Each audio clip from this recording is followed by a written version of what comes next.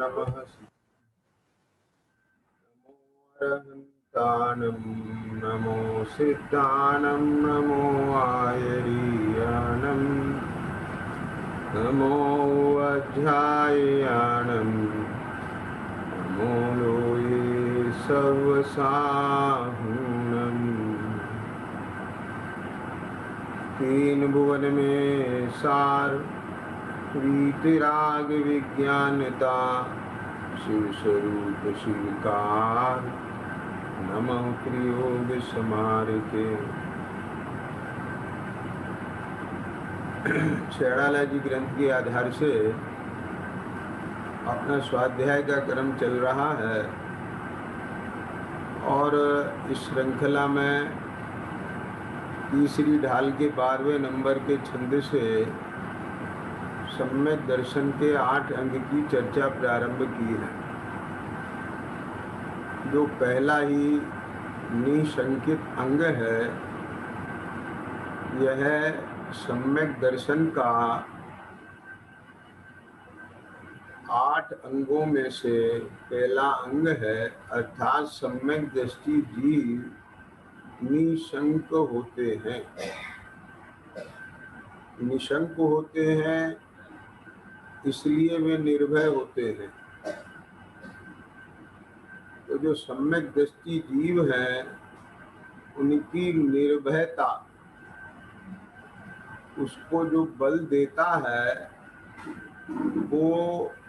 वो निशंकता है जो सम्यक दृष्टि को वस्तु स्वरूप के प्रति होती है। अर्थात सम्यक दृष्टि जीव को वस्तु स्वरूप में जो निशंक श्रद्धा होती है, उसका जो निर्णय है, जो उसकी प्रतीति है, विश्वास है, वो इतनी अकंप होती है। उसके लिए शास्त्र में खड़क के पानी का दृष्टांत दिया है। खड़क के पानी की भांति अकंप होती है। तो ऐसी अकंप श्रद्धा, और उस श्रद्धा का फल है निर्भयता। क्योंकि अज्ञानी के पास में ऐसा निर्णय और ऐसी श्रद्धा नहीं है, इसीलिए वह अपने जीवन को लेकर, संयोगों को लेकर, अनुकूलताओं को लेकर प्रत्येक समय भयभीत रहता है। उसे क्षण क्षण में संयोगों के वियोग का भय होता है, प्रतिकूलताओं के आने का भय होता है, अनुकूलताओं के जाने का भय होता है, इष्ट के वियोग का, अनिष्ट के संयोग का आरत ध्यान तो होता ही है, लेकिन भविष्य को लेकर भी भयभीत रहता है। अब बात समझे ना? मतलब क्या हुआ कि सीधी सी बात है, ये इष्ट के वियोग का अंतर में एक विकल्प चलते रहना, उसका नाम है इष्ट वियोगज आत्म ध्यान। अनिष्ट का संयोग हो जाने पर उसका निरंतर धारा प्रवाह रूप में, है ना, उसका विकल्प चलना, उसका ध्यान में बसे रहना, उसका नाम है अनिसंयोगज आर्त ध्यान। ये तो अज्ञानी जीव को रहता ही है। अज्ञानी जीव को आर्त ध्यान और रौद्र ध्यान ही चलते हैं। लेकिन इसके अलावा भविष्य को लेकर के कहीं मेरे जीवन में इष्ट का वियोग ना हो जाए, ये भय बना ही रहता है। अनिष्ट का संयोग ना हो जाए, भय बना ही रहता है। शरीर में कोई बीमारी ना आ जाए, पीड़ा ना आ जाए, भय बना ही रहता है। अब आया ना ख्याल में बात? तो ये सब चर्चाएं परसों की थी। कल एक की थी कि अगर कोई अज्ञानी जीव है, वह अपने इस भय का निराकरण करने के लिए कौन से कदम उठाता है? वे संयोगों को बदलने की चेष्टाएं करता है। अथवा कोई अज्ञानी जीव है और वह अज्ञानी जीव यदि बाहर में अपने को निर्भय दिखाई दे रहा है, तो ये विचार करने की बात है कि उसकी निर्भयता का आधार क्या है। कल एक दो बात की थी ना, आ गया ना ख्याल में? तो आज अपन चर्चा करेंगे कि ज्ञानी को भय क्यों नहीं होते और ज्ञानी के निर्भयता का आधार क्या है। देखो, निर्विराधिकार में आचार्य कुनकुन स्वामी ने 228 नंबर की गाथा में बात कही थी कि सम्यक दृष्टिया जीवा निशंका भवन्ति। सम्यक दृष्टि जीव निशंक होते हैं। तेन माने इसलिए, निर्भया निर्भय होते हैं, तू माने और, यस्मात् माने क्योंकि, सप्त भय विप्रमुक्ता वे 7 भयों से रहित होते हैं। तस्मात् इसलिए, निशंका निशंक होते हैं। उनकी जो ये निशंकता है उन 7 क्षेत्रों में दिखाई देती है। क्या मैं उन्होंने इस प्रकार के इन 7 भयों को जीत लिया है। ख्याल में आ गया ना?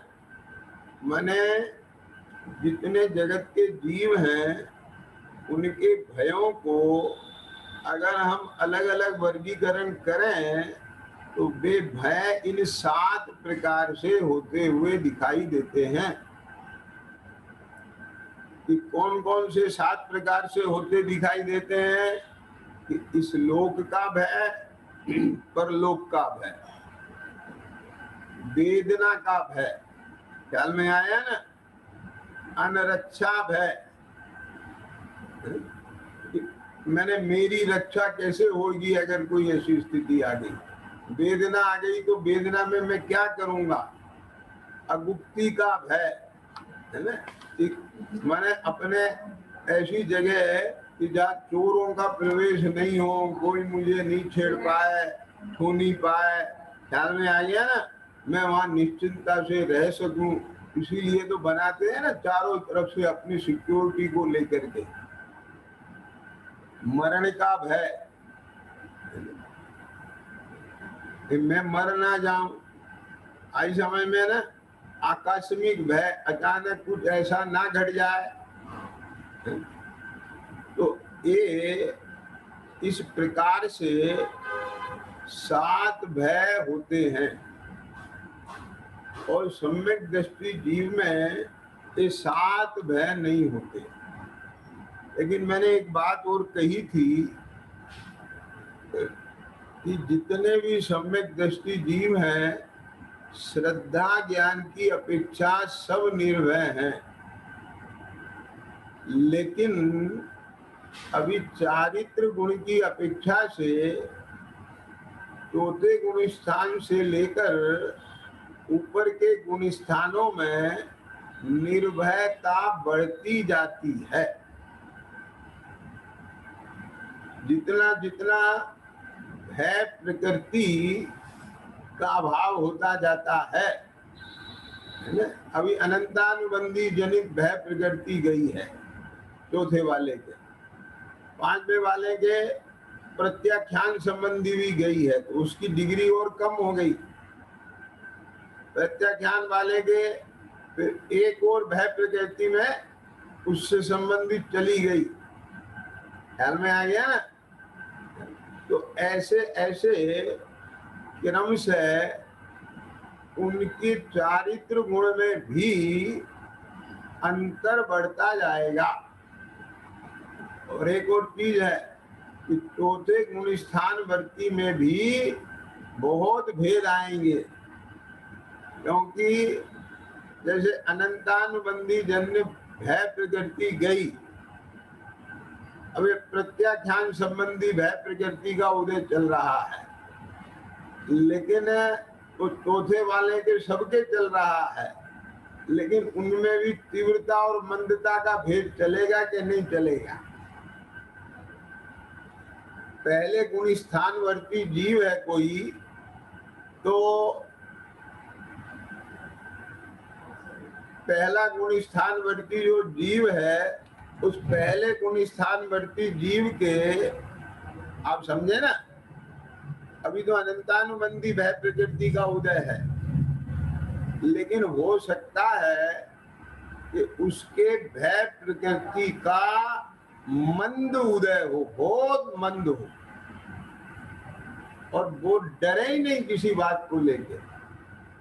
बाहर में व्यक्ति में वो कहे चलो हम देखते हैं, हम नहीं डरते, बात समझ गए ना? तो कोई सम्यक दृष्टि हो, बल मैं नहीं जाता हूं, उसको वहां पर डर लगे, आगे समझ में ना? तो ये तो तीव्रता मंदता की बातें हैं, लेकिन उसके पीछे जो आधार है उसे हमें पकड़ना चाहिए, जिसकी तरफ मैंने कल इशारा किया था। आज अपनी चर्चा का जो मुख्य बिंदु रहेगा वो ये रहेगा कि ज्ञानी को सात भय क्यों नहीं होते, उनमें से ज्ञानी को इहलोक और परलोक का भय क्यों नहीं होता। तो इसके लिए अमृतचंद स्वामी कलश रचते हैं निर्जराधिकार में, है ना?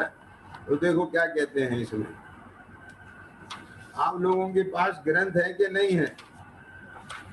निकालिए।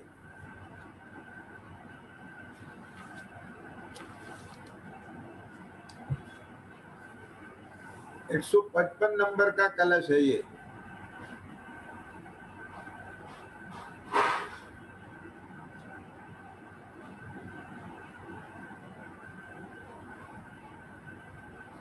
लोक शाश्वत एक एष सकला व्यक्तो विविक्तात्मना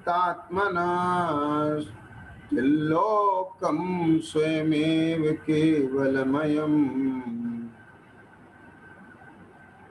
यल्लोकय एककः लोकोऽयं न तवा परस्त स्यास्ति तदभिकुता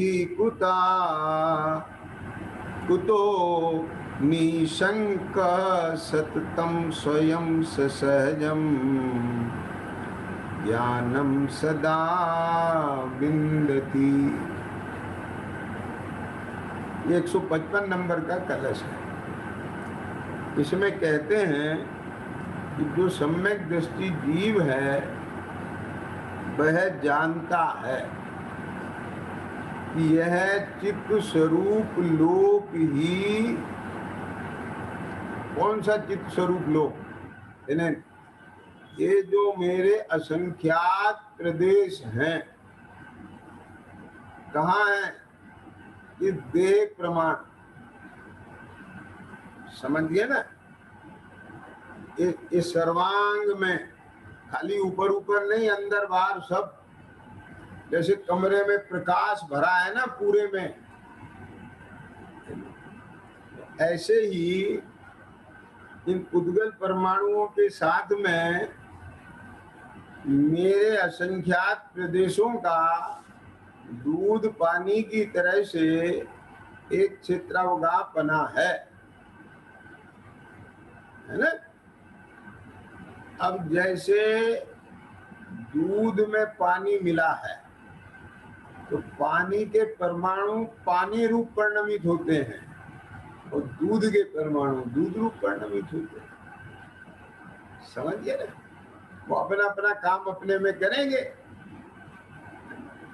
ऐसे ही इस देह में अनंत पुद्गल परमाणु हैं, वे अपना स्पर्श रस गंध वर्ण रूप परिणमते हैं और मेरे जो असंख्यात प्रदेश हैं वे सब चैतन्य रूप प्रवृत्ते हैं।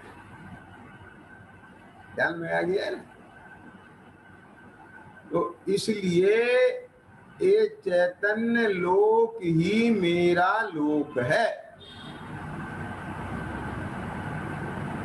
यह चित्त स्वरूप लोक ही भिन्न आत्मा का शाश्वत एक और सकल व्यक्त लोक है, क्योंकि मात्र चित्त स्वरूप लोक को यह ज्ञानी आत्मा स्वयं एकाकी देखता है, अनुभव करता है। अब देखो यहाँ क्या कहा, यह ज्ञानी आत्मा, यह ज्ञानी आत्मा माने जो आत्मा सम्यक ज्ञान रूप परिणमित हुआ है, ऐसा ज्ञानी आत्मा स्वयं एकाकी देखता है, अनुभव करता है।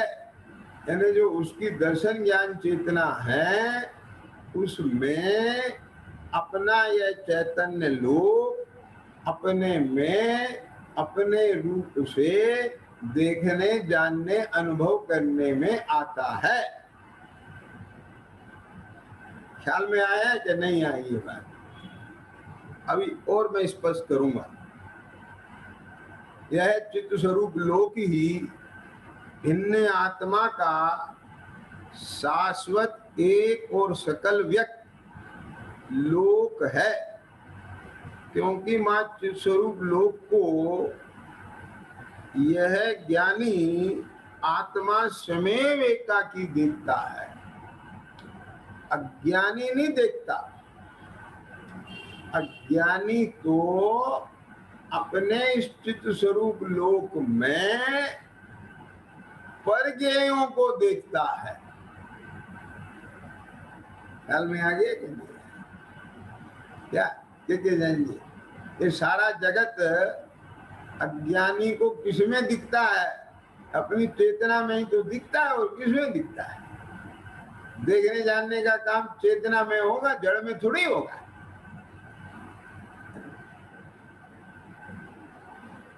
क्या लगता है अपने को? बोलो।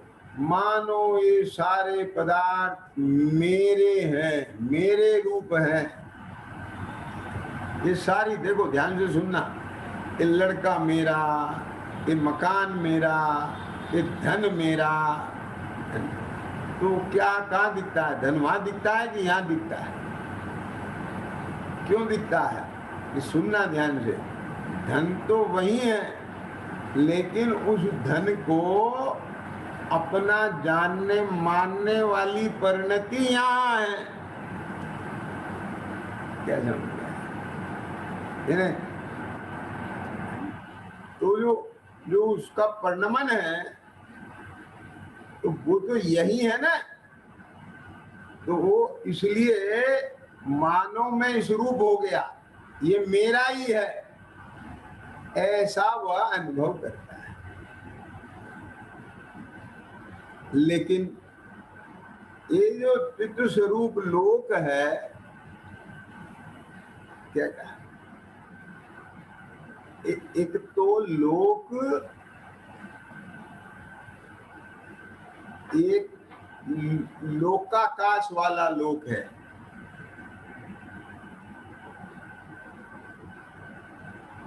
ना? इस लोक में कहते हैं कि नहीं? क्या कहते? 6 द्रव्य पाए जाते हैं आलोक में, केवल आलोक पाया जाता है। वो लोकाकाश अलग है, लेकिन जो मेरा सीमा है, मेरा लोक है, वो तो एक चित्त स्वरूप है।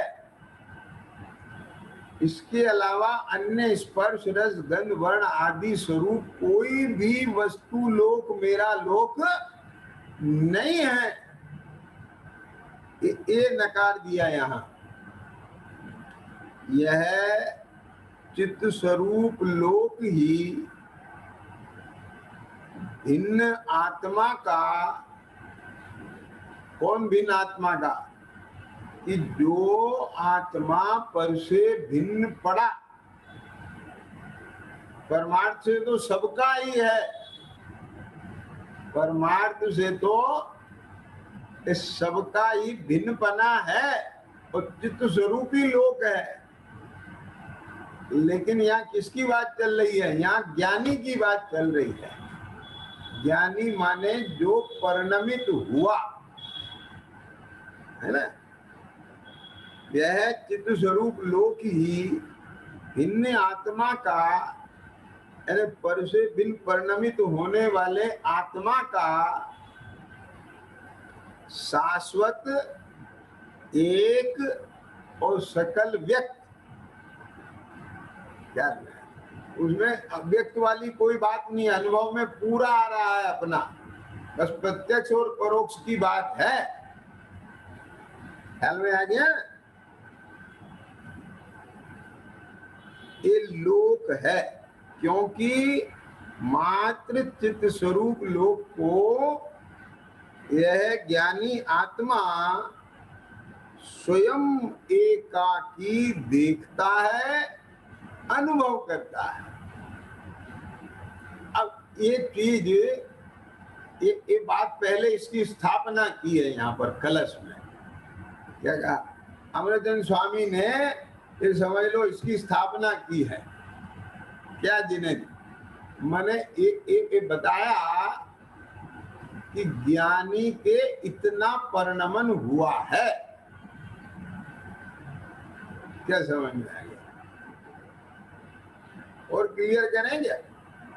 मतलब ये जो परिणमन है ना, ये परिणमन ज्ञानी के हुआ है।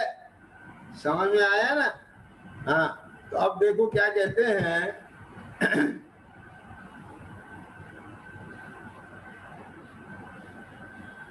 अब जिस ज्ञानी को ऐसा अनुभव हो गया, अब वो क्या विचार करता है?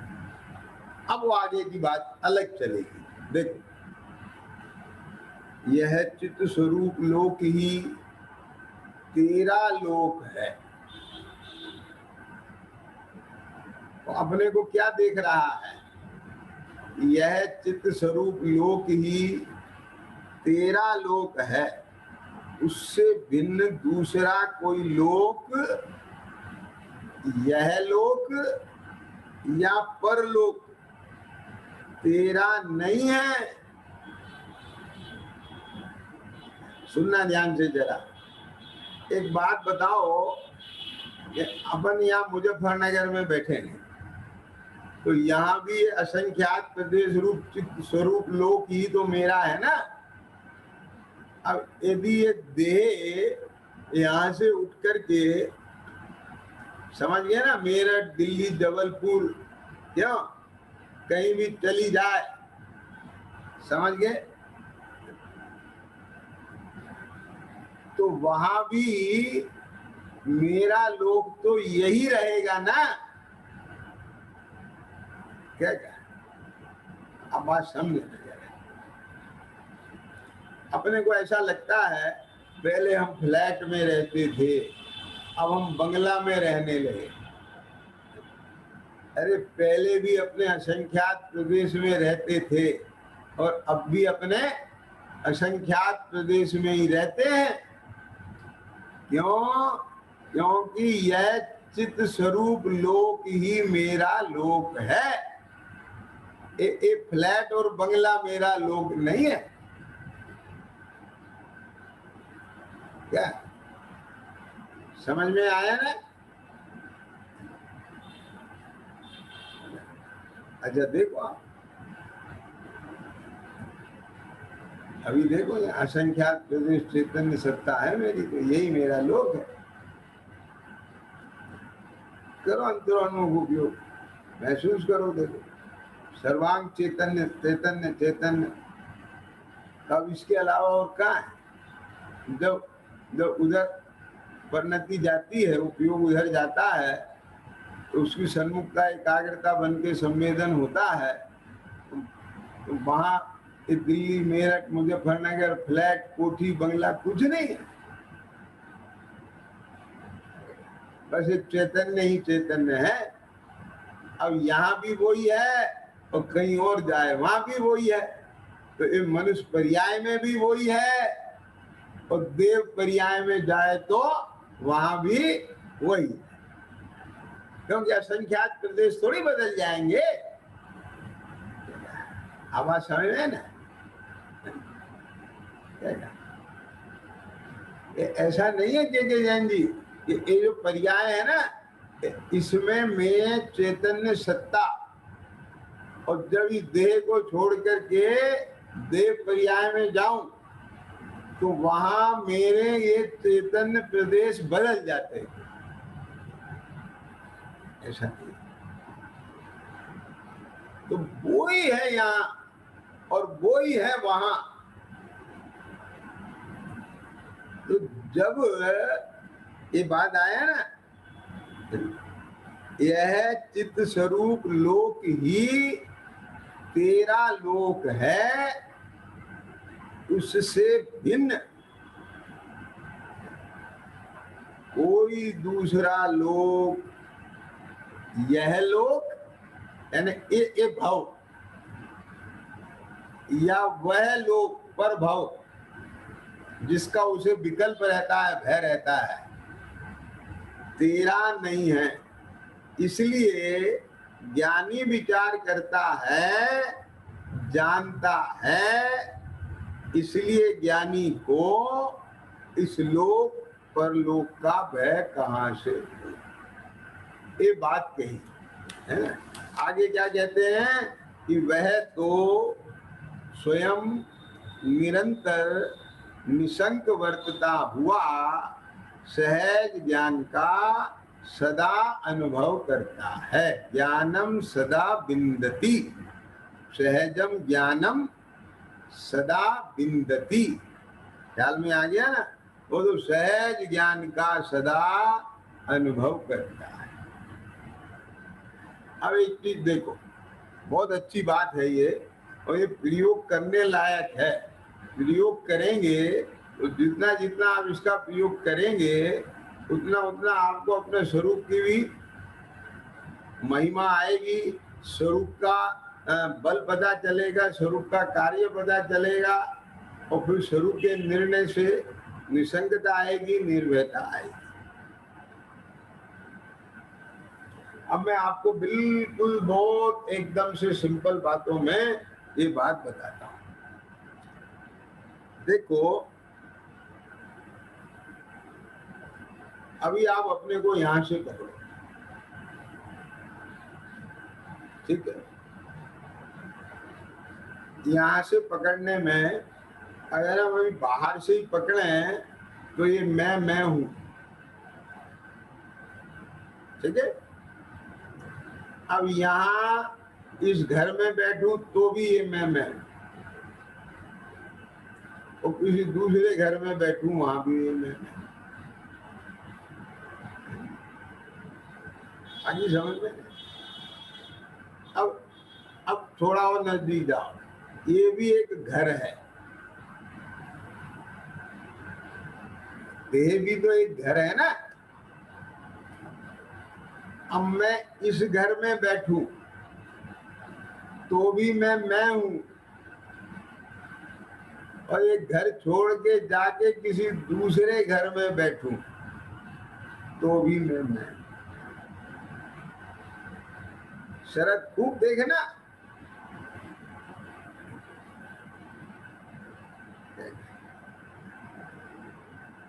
मैं यहाँ बैठा हूं तो भी मैं, और यहां से उठ के वहां बैठ जाऊं तो भी मैं। फर्क क्या पड़ता है? पड़ता है किसे? कि उसे, कि जो यहाँ बैठकर अपने को मैं नहीं देखता,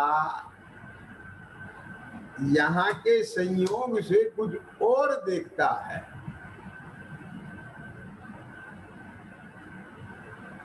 ध्यान से सुनना जरा बात। क्या कहा? मैंने मैं यहाँ बैठा तो मैं अपने को वक्ता देख रहा हूं,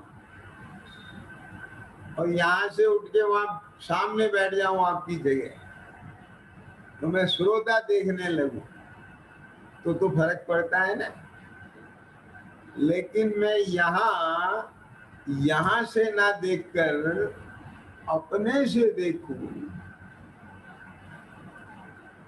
धनपाल जी पकड़ रहे हो बात?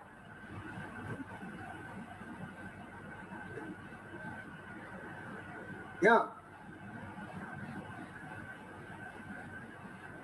और वहां मैं अपने आप को श्रोता से ना देखकर केवल अपने से देखूं तो मेरे में क्या फर्क पड़ा?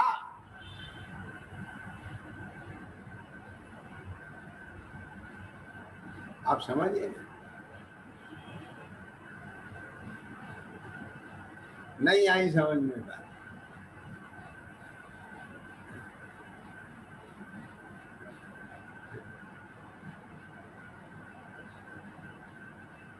जैन जी समझ रहे हो?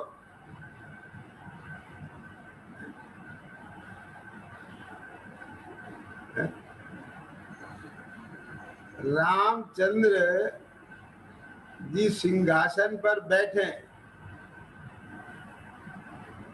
तो भी तो राम ही है ना वो।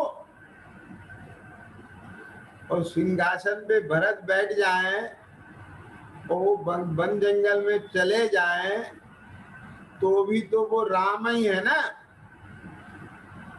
कि राम बदल गया, यहाँ बदल गया। पहले राजा राम था, अब वनवासी राम हो गया। ये जो संयोगों की तरफ से देखने की तेरी अनादि काल की आदत है, इसे छोड़ दे।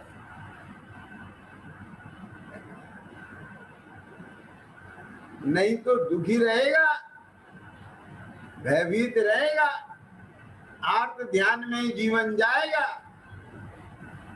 रौद्र ध्यान ही करेगा। तेरे को धर्म ध्यान शुक्ल ध्यान कभी नहीं होगा। आई समझ में कि नहीं आई? क्या कहा? तो बोले क्या दिक्कत है? राजा राम हो या वनवासी राम हो, उनमें कुछ फर्क होता है कि? हाँ, बहुत फर्क होता है। राजा राम बड़ा होता है, वनवासी राम छोटा होता है। राजा राम अच्छा होता है, वनवासी राम अच्छा नहीं होता है। तो तेरे में अगर इन दोनों दशाओं में इष्ट अनिष्ट पना है, राग द्वेष पना है, तो एक बीमारी और है। ख्याल में आ गया क्या नहीं? अब मैं आपसे एक बात पूछता हूं कि हम अपने को 24 घंटे संयोग और संयोगी भावों के सापेक्ष देखते हैं, या केवल चित्त स्वरूप लोक ही मेरा है ऐसा निरपेक्ष देखते हैं?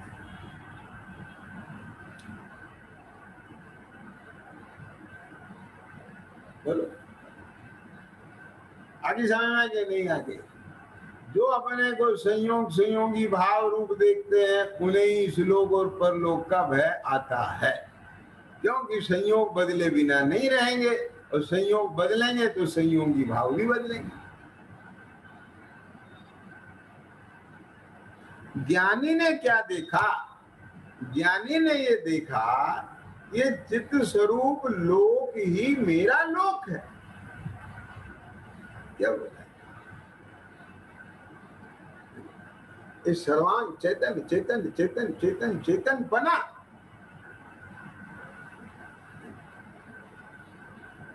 ये असंख्यात प्रदेश रूप में चैतन्य सत्ता, यही तो मैं हूं। और बाहर का परद्रव्य मेरे चतुष्टय में आता नहीं, मेरा चतुष्टय पर में जाता नहीं। क्या कहा आप समझे ना? तो मुझे भय किस बात का? भय तो तब हो जब मेरा कुछ जाए। जो जाता है सो मेरा नहीं, और मेरा है सो जाता नहीं। ख्याल में आ गया कि नहीं आया? ये चैतन्य लोक एक ऐसा लोक है, अभी सुनना ध्यान से, भले ही इस लोक पर अनादि काल से ये मोहादि कर्मों ने कब्जा कर रखा है,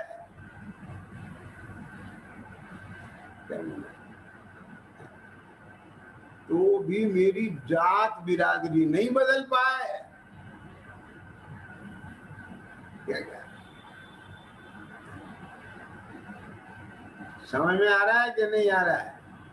क्योंकि जैन जी आपने पढ़ा होगा, एक कुछ राष्ट्र ऐसे होते हैं कि उन पे अगर कोई दूसरा शासक कब्जा कर लेता है ना, तो वहां के धर्म कल्चर सब बदल देता है, बदल देता है, सब बदल देता है। बहुत से राष्ट्र हैं इसे उनको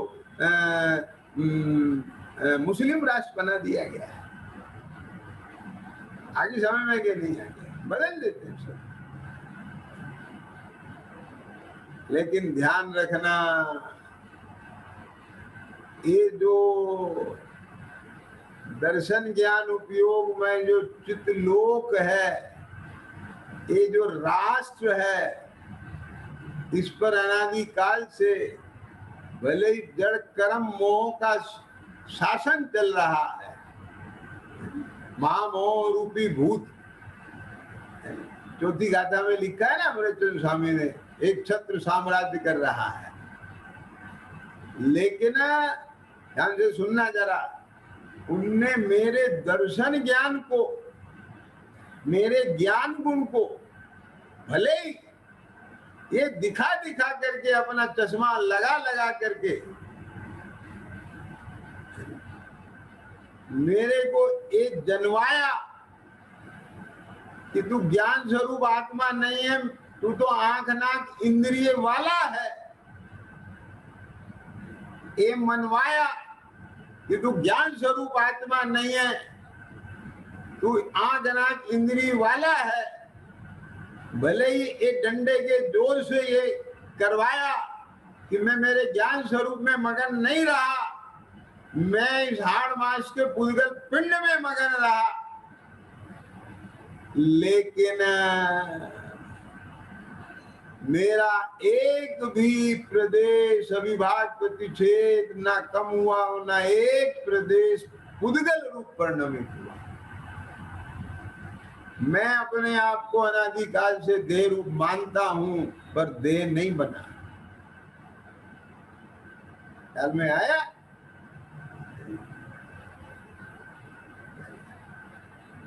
अब आज समझ रहे कि नहीं समझ रहे? ये इतना पावरफुल है कि तू अपनी कितनी ताकत लगा ले, पर तू मुझे जड़ नहीं बना सकता। मैं चैतन्य था, चैतन्य हूं, और चैतन्य ही रहने वाला हूं। अब बताओ, अब जो ऐसा बना बनाया शाश्वत राष्ट्र है, यदि वहां की प्रजा यानी ज्ञान दर्शन चारित्र गुण ये मोह की ना सुने, और अपने राष्ट्र का जो स्वरूप है चित शक्ति रूप उसे पहचान लें तो मोह रूपी भूत कितने समय रहेगा वहां पर? समझ में आया क्या नहीं?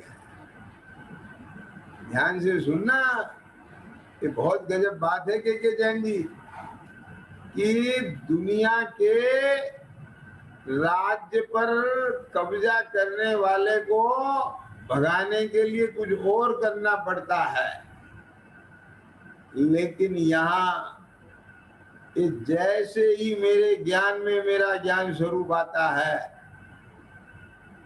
तो मुझे उस मोह को भगाना नहीं पड़ता, वो उत्पन्न ही नहीं होता, भाग जाता है।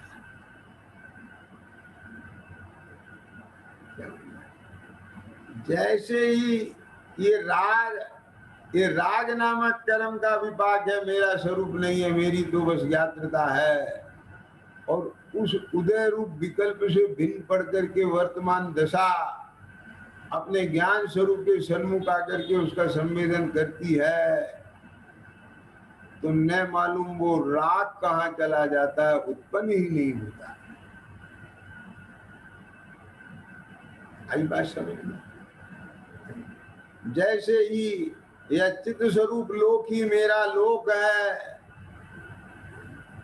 ऐसा अपने को प्रतिभाषित होता है, तो इस लोक का भय कहाँ चला जाता है पता ही नहीं चलता। क्या बोल रहे? पर लोक का भय कहाँ चला जाता है पता ही नहीं चलता।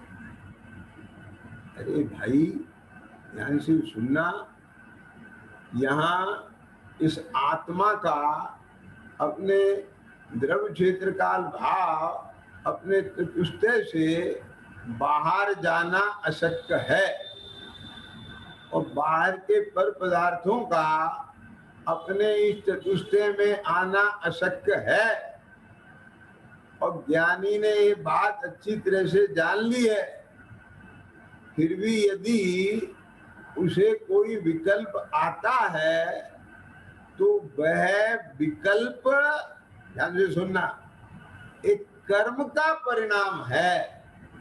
क्या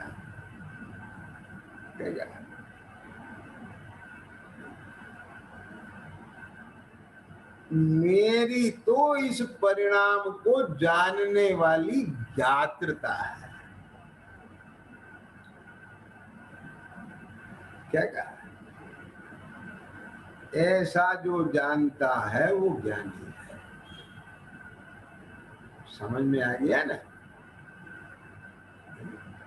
और ऐसा जानने वाला ज्ञानी ऐसा जानकर उस कर्म के परिणाम से भिन्न पड़ के, भिन्न पड़ने का मतलब क्या है? ध्यान से सुनना जरा, जानना होगा, जाने बिना रहेगा नहीं। तो एक समय पहले कर्म के परिणाम को जान रहा था, और अगले समय अपने ज्ञान स्वरूप को जानता है कि मेरी तो ये ज्ञात्रता है। तो जब मेरी तो ये ज्ञात्रता है तो क्या जनित जनित क्या हुई? एक कर्म का परिणाम जनित हुआ कि अपनी ज्ञात्रता जनित हुई? अपनी ज्ञात्रता जनित हुई, तो भिन्न पड़ गया ना ज्ञान। क्या कहा? तो अपनी तो बस ये ज्ञात्रता है, या नहीं कि अपनी तो बस यह ज्ञात्रता है। कौन सी यह? कि वो जो ज्ञात्रता रूप ज्ञप्ति क्रिया चल रही है, वो उसको लक्ष्य में लेकर के यह, जैसे आपके मुंह में चूरन पड़ा हो तो उसमें आप कहते हैं उपयोग में वो मिठास ली मिश्री की, कि इस चूरन में एक मिश्री है। समझ, तो बाकी से भिन्न पड़ गया ना ज्ञान उस समय। क्योंकि आप उसका अनुभव नहीं कर रहे कि वहां है कि नहीं है। अरे है ना, हम कब मना कर रहे हैं? क्या आवाज समझ में आया ना? शरीर कहीं नहीं चला गया, ये सब नो कर्म संयोग कहीं नहीं चले गए। अभी ज्ञानावरणादि 8 कर्म अभी कहीं नहीं चले गए, ये सब मौजूद है। लेकिन तेरा जो ज्ञान उपयोग है वो किसके सन्मुख जाकर के अपने को अपना लोक देख रहा है, ये बता। क्या समझ में आया? अब मैं थोड़ा सा और खोलता हूं।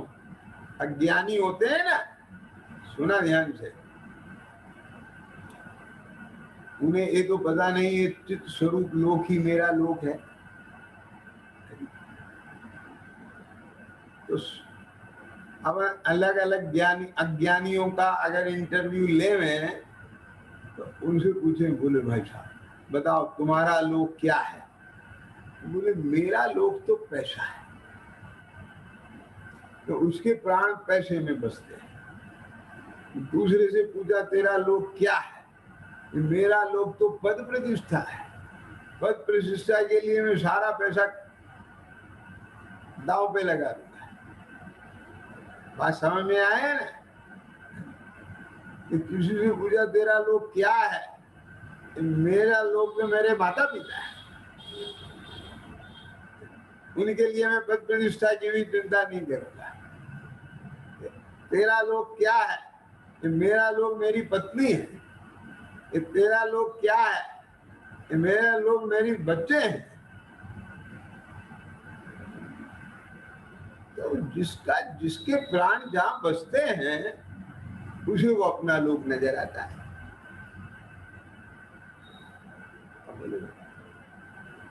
और सबसे ज्यादा चिंता उसे उसकी होती है।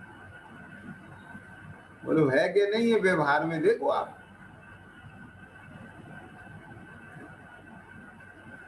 क्या कहा? आप समझ गए ना?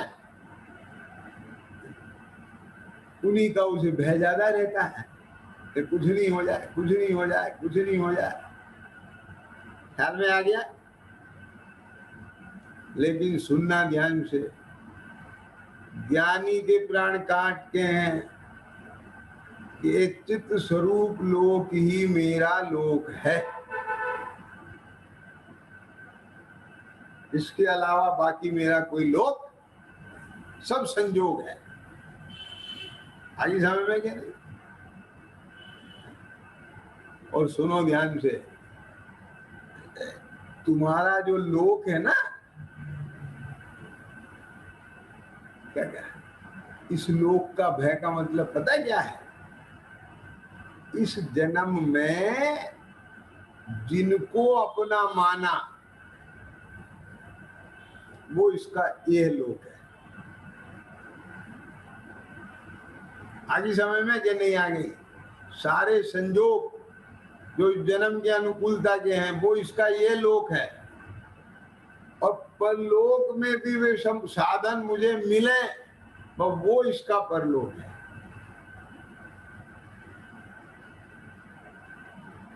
ख्याल में आ गया क्या नहीं? लेकिन ये इसका लोक है कि संजोग है? और वो जो है वो इसका लोक है कि संजोग है? इक्वेशन समझ में आ गया? अब ये जो ज्ञानी है वो क्या जानता है? ये स्वरूप लोक ही मेरा लोक है। वो उसने खूब अच्छे से देख लिया, मेरी व्याप्ति इसी के साथ ये है, सो मैं हूं सो ये, कोई अंतर नहीं, मैं अभेद, यही तो मैं हूं, इसके साथ मेरा संयोग संबंध नहीं है, इसके साथ मेरा नित्य तादात्म्य संबंध है, अभेद है, ये तो कथनचित भेद है। ध्यान में आ गया क्या नहीं? तो जब ये लोक ही मेरा लोक है ऐसा जान लिया, मान लिया, श्रद्धा हो गई, इसे विश्वास हो गया, प्रतीति हो गई, अब इसके साथ एक प्लस पॉइंट और है विपिन जी। ये क्या? कि ये चैतन्य लोक ही मेरा है, ये किसी और का हो सकता नहीं। क्या कहा? धन किसी और का हो सकता है, बेटा किसी और का हो सकता है ना? क्या कल को पत्नी जो है उसे अपना बना ले, और पत्नी अपने में फंसा करके और वो अपने ससुराल मायके में ले जाए तो सास ससुर का हो जाए, घर जमाई बन जाए, तो दूसरे का हो गया कि नहीं हो गया?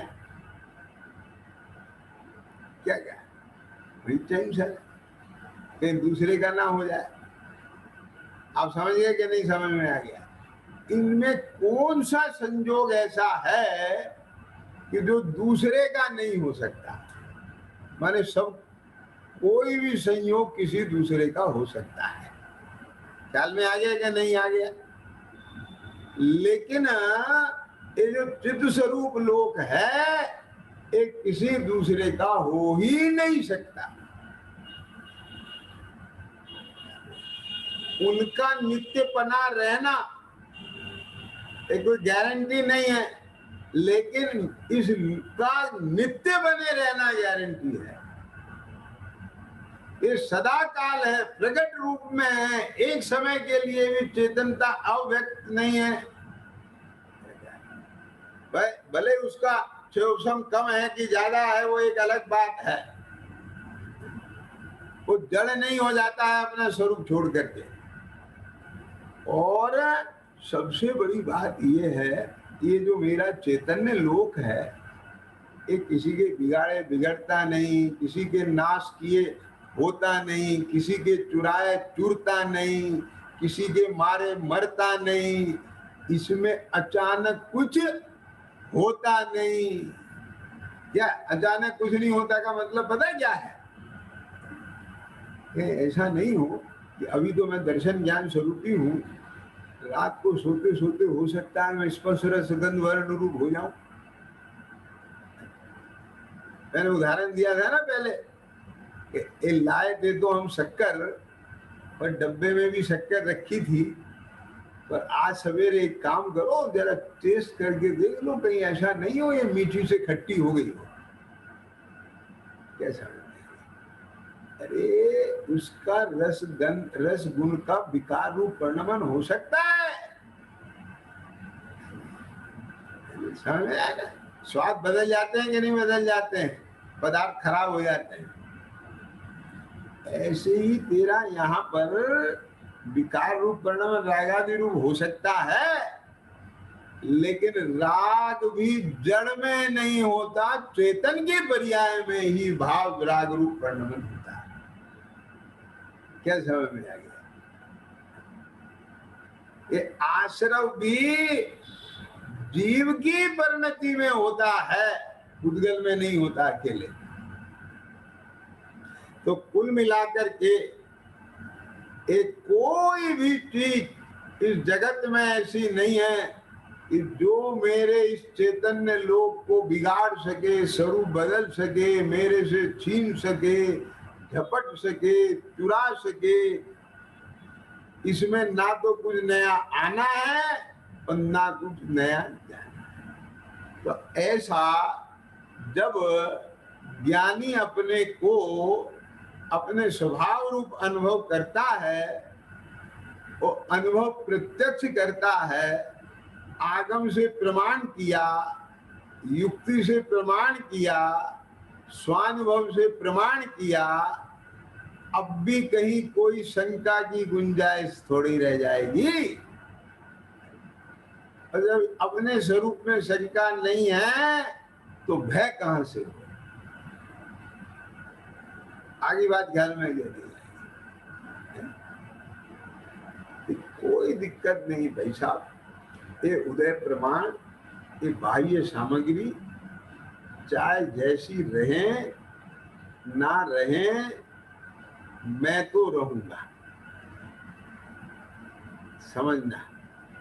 और मैं चैतन्य था और चैतन्य ही रहूंगा।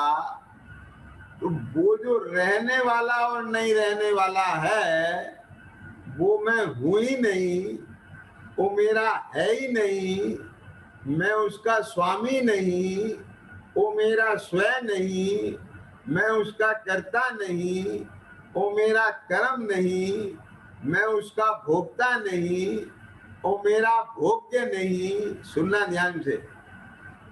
तो फिर मुझे उसका भय क्यों? और एक और बात सुन लो जरा ध्यान से। ये जो थोड़ा बहुत अस्थिरता में लगता है विकल्पों में,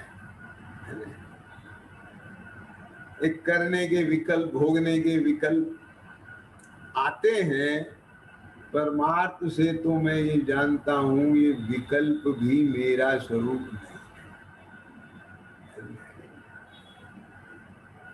इसलिए इन विकल्पों का भी भय नहीं। क्या बोला? क्या बोला? इन विकल्पों का भी भय नहीं, तो होने दे विकल्प। क्यों? इससे ये अर्थ कैसे निकाल लिया तूने कि होने दे?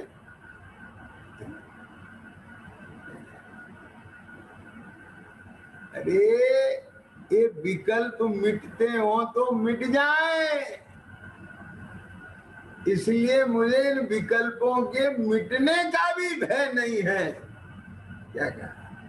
ये बाह्य संयोगों के तो जाने का भय है ही नहीं, लेकिन जिन विकल्पों ने इन्हें पकड़ रखा है, सुनना मैं कहां से बोल रहा हूं, मुझे उन विकल्पों का भी भय नहीं कि वे भी चले जाएं। और बोले नहीं जाए तो कि उसकी भी सुन लो, मुझे उसका भी भय नहीं है। क्यों? क्योंकि मेरे पास में वो वेद ज्ञान की विद्या है कि यदि ये नहीं जाएंगे तो हम इनसे भिन्न पड़ के अपने में आ जाएंगे, तब तो जाएंगे ना। क्या बोला? जैन जी पकड़ में आई बात? मैं यहाँ कंसेप्ट की बात कर रहा हूँ, अभी चारित्र से नहीं बात कर रहा हूँ, श्रद्धा ज्ञान से बात कर रहा हूं। मैंने बोला था कि श्रद्धा ज्ञान के तल पर ज्ञानी सदैव निर्भय है। बोले तेरे को ये राग द्वेष होते हुए दिखते हैं कि नहीं दिखते? तो इनके होने से तुझे कुछ भय नहीं होता क्या? नहीं। कैसे होता? क्यों नहीं होता? क्योंकि मैं जानता हूं,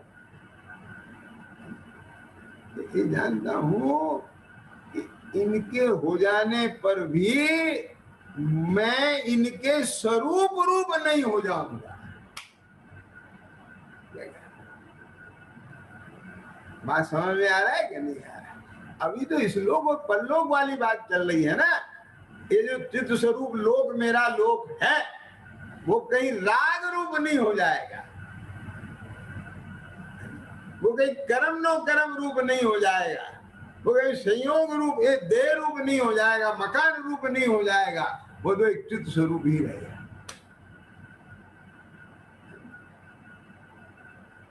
वो पॉइंट पकड़ में आ गया कि नहीं आ गया? आया ना? समझ में आ गया कि नहीं?